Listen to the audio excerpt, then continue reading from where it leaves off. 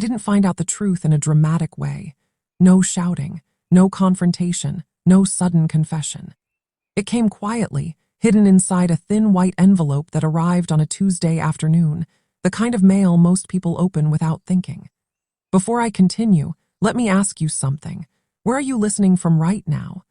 Leave your city or state in the comments, because stories like this tend to reach people who understand exactly what it feels like to be underestimated. My name is Helen Carter. I am 67 years old, and for most of my life I believed that preparation was a form of love. That belief is what led me to take out a $1 million life insurance policy decades ago, not out of fear, but out of responsibility. I wanted my family protected, stable, unburdened. I paid every premium myself. I never missed a payment. I never complained. The policy was simple. If anything happened to me, the money would go to the people I trusted most, or so I thought.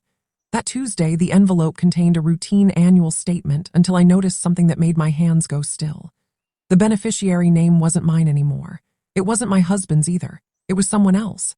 Someone who had no right to be there. For a long moment, I assumed it was a clerical error. I told myself mistakes happen, systems glitch, paperwork gets crossed. But deep down, something colder settled in my chest, because the name wasn't random. It belonged to a woman I had met exactly twice, introduced to me as a colleague, smiled at politely, then forgotten. Or rather, I had forgotten her. My husband hadn't. In that moment, standing alone in my kitchen with sunlight spilling across the counter I'd cleaned 1,000 times, I realized something terrifying and clarifying at the same time. This wasn't just betrayal of the heart. It was betrayal with paperwork, signatures, intent. Someone had planned for my absence while I was still alive, and they had done it assuming I would never notice. I didn't call anyone right away. That was my first instinct, to reach for the phone, to demand explanations, to hear his voice stumble. But instincts built on emotion rarely protect you. So I did the opposite. I sat down at the kitchen table, laid the papers flat, and read every line slowly, the way I used to read contracts when I worked in procurement years ago. Dates, reference numbers, amendment codes. The change hadn't been recent. It had been made 3 years earlier, quietly, efficiently, with all the right boxes checked. That detail mattered. 3 years meant intent, not impulse. It meant this wasn't the result of a midlife panic or a single bad decision. It was part of a parallel life that had been running alongside mine while I cooked dinners, paid bills, and trusted the rhythm of a marriage I thought I understood. I remembered that year clearly. I'd been recovering from surgery, weak enough to let him handle things for a while. I'd signed forms without my glasses on, relying on his summaries, his reassurances. I joked that one day he'd know more about my finances than I did. The joke soured in my mouth now. I made tea I didn't drink and replayed conversations from that time, searching for moments I'd brushed past because I didn't want to be suspicious. The late meetings, the sudden interest in insurance reviews, the way he'd insisted on attending appointments with me. None of it had felt alarming then, just attentive, even loving. That's the cruelty of real betrayal. It often wears the face of care. By evening, my shock had settled into something sharper. Not rage. Focus. I placed the statement back into the envelope, slid it into a drawer, and made a list, not of accusations, but of facts I needed to confirm. Policy type. Original beneficiary. Amendment authority. Contestability clauses. I wasn't thinking about revenge yet. I was thinking about leverage. Because one thing was suddenly clear to me with absolute certainty. If someone had taken the time to redirect $1 million meant for my protection, they hadn't just underestimated my awareness. They had underestimated my capacity to respond. The next few days passed in a strange, deliberate quiet. I moved through the house as I always had, making breakfast, watering the plants, folding laundry. But internally I was separating memory from evidence, emotion from action. I watched my husband carefully, not with suspicion obvious enough to alert him, but with the patience of someone finally seeing the full picture come into focus. He was kind, attentive, too attentive now that I was looking through a different lens. He asked if I needed anything, if I was feeling tired, if I wanted him to take care of errands. I thanked him every time. Gratitude is the best disguise. It reassures people that nothing has changed. At night, while he slept beside me, breathing evenly, I lay awake thinking about the woman whose name now sat where mine should have been. I didn't imagine her face or invent motives. That would have been a waste of energy. Instead, I thought about process. Insurance companies don't move money without rules. Someone had requested that change, signed for it, justified it. Someone had likely believed they were clever, protected by time and my silence. On the fourth morning, I drove to the insurance office myself, without telling anyone. I dressed plainly, brought my original policy documents, and asked to speak with a senior advisor. I didn't accuse. I didn't dramatize. I simply asked for a full policy history, including every amendment and the authorization used for each one. The advisor's tone shifted when she saw the dates, the signatures, the structure of the request. She explained the process carefully, professionally, and then said something that settled everything in my mind. The change had been valid only because it relied on spousal authority during a period of temporary incapacity. Temporary. That word echoed. Temporary meant reversible, if challenged correctly. I thanked her, requested certified copies, and walked back to my car feeling something I hadn't felt in years. Control returning, steady and undeniable. This wasn't a scandal waiting to happen. It was a plan waiting to be completed. That afternoon, I didn't go home right away. I sat in my car in the parking lot, engine off, paperwork resting on the passenger seat like a quiet witness. Temporary incapacity, spousal authority. Those weren't emotional terms, they were legal ones, and legal language has weight when you know how to use it. I thought back to that recovery period, the way my world had narrowed to pain management schedules and follow-up appointments, how grateful I'd been that someone else was willing to handle things. I'd trusted the version of love that steps in when you're weak. What I hadn't considered was how easily that same moment of weakness could be used as cover. I drove next to my attorney's office, a place I hadn't visited in years. He remembered me immediately, commented on how long it had been, asked what brought me in. I told him calmly that I needed to understand my options, not emotionally but structurally. I laid out the documents. He read without interrupting, brow furrowing just slightly as the pattern emerged. When he finished, he leaned back and said something that confirmed everything I'd already begun to suspect. The change could be challenged, but only if I moved with precision. Any confrontation now, any accusation would push my husband into defensive positioning. What I needed was distance and documentation. I nodded. That was exactly what I wanted.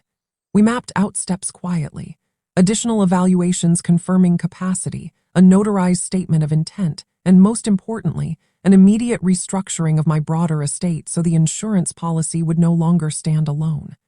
As I left his office, the sky had darkened, clouds thick with the promise of rain. It felt appropriate. Storms don't always arrive to destroy. Sometimes they arrive to clear the air. When I finally returned home that evening, my husband asked how my day had been. I smiled, kissed his cheek, and said it had been productive. In a way, it was the most honest answer I'd given in years. From that day on, I began living two lives in parallel, one visible, one deliberate. In the visible one, nothing changed. I laughed at the same jokes, kept the same routines, asked about his day, listened without interruption. I let him believe the rhythm of our marriage was intact, unexamined, safe. In the deliberate one, I documented everything. Phone calls, appointments, dates when I had been medicated, records of prescriptions, post-operative instructions that clearly stated I was not competent to make financial decisions during that window. Each piece mattered. Each one tightened the narrative into something undeniable. I underwent independent cognitive evaluations, not because I doubted myself, but because proof is louder than denial. The results were clear, thorough, boring in the best way possible. Fully competent. No decline. No confusion. Just a woman who had trusted the wrong person at the wrong time. Meanwhile, my attorney initiated quiet changes. New trusts, updated beneficiaries, layers of protection that didn't require announcements. The $1 million policy, the one he thought was already spoken for, became just one thread in a much larger fabric he knew nothing about. What struck me most during that period wasn't anger, but how easily my husband continued his charade. He spoke about the future in vague terms, about travel, about making sure everything's taken care of. Each time I nodded, I let him speak, because every word he said revealed how certain he was that the ending had already been written. And certainty, when misplaced, is the most dangerous kind of blindness. The first crack in his certainty appeared when I stopped needing reassurance. He noticed it before he understood it. People always do. I no longer asked his opinion on small decisions. I no longer deferred. When he offered to handle something, I thanked him and said it was already taken care of. At first, he smiled, relieved, as if independence were just another sign that I was recovering well. Then the questions started. Casual ones, careful ones. He asked whether I'd received any mail from the insurance company lately, whether I'd heard back about that routine review he'd once arranged. I answered truthfully without revealing anything. Yes, I'd received mail. No, nothing out of the ordinary. Watching him recalibrate in real time was unsettling. He wasn't panicked yet, just alert. That told me he knew exactly what he'd done and understood how fragile his position really was. Around that same time, I received a call from the insurance provider confirming receipt of my formal capacity documentation. The advisor's tone was different now, respectful, precise. She explained that the beneficiary change was under internal review pending verification of authority and intent. In plain terms, the money was frozen. No payouts, no transfers. Nothing could move without my explicit consent. I thanked her, hung up, and sat quietly for a long moment. Freezing the policy wasn't revenge, it was containment. It stopped the damage from spreading. That evening, my husband poured himself a drink he didn't finish and sat across from me, studying my face as if searching for signs of collapse that never came. He didn't accuse me. He didn't confess. He simply waited. And in that waiting, I understood something essential. He was afraid, not of losing me, but of losing what he believed he'd secured. That distinction mattered. Fear has a way of changing people, especially those who have spent years believing the ground beneath them was solid because they secretly own the deed. By the 7th week, his routines began to fray. He stayed up later, scrolling through his phone with the brightness turned down, stepping outside to take calls he insisted were work-related, even though he'd already retired. He asked more questions than before, but they were disguised as concern. Was I sleeping okay? Did I feel stressed? Did I want him to sit in on my next appointment just to support me? I declined each time with a calm smile that unnerved him more than anger ever could.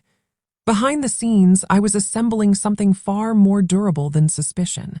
A clear record, bank statements, email trails, authorization timestamps. The financial advisor I'd quietly hired, recommended by a woman at the senior center who'd once rebuilt her life after a corporate fraud scandal, helped me map everything like a timeline of intent. Every transfer attempt, every form he'd submitted, every signature he'd facilitated, while I was recovering, was now documented, cross-referenced, and backed by medical evaluations confirming I was competent at every relevant moment. There was no dramatic confrontation, no raised voices, no shattered glass, just facts lining up in a way that removed all ambiguity. The more he sensed control slipping, the more careful he became, as if politeness itself might reverse momentum. One afternoon, he suggested we take a short trip, clear our heads, somewhere quiet. I declined, citing appointments. That night, he slept on his side of the bed without touching me, his back rigid, breathing shallow. I stared at the ceiling, not with sadness, but with clarity.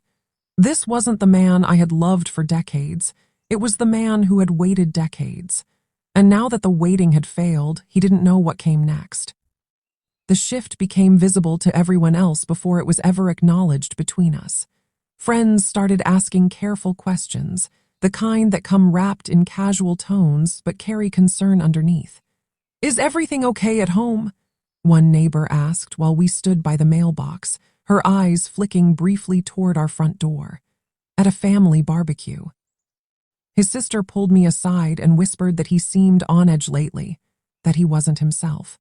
I nodded politely, letting them fill the silence with their own theories, because silence had become my sharpest tool.